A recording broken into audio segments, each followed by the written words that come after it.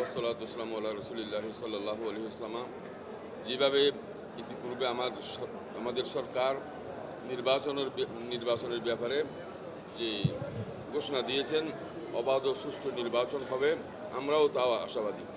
তাই আমরা আশা করতেছি নির্বাচনকে সুন্দর এবং সুষ্ঠু পরিবেশে সুন্দরভাবে নির্বাচন করার জন্য। আলহামদুলিল্লাহ, আমি জয়ের ব্যাপারে আশাবাদী। এই জন্য আমি চট্টগ্রাম চন্দনেশ উপজেলার পক্ষ থেকে আমি বিগত 3বারে ভাইস চেয়ারম্যান ছিলাম।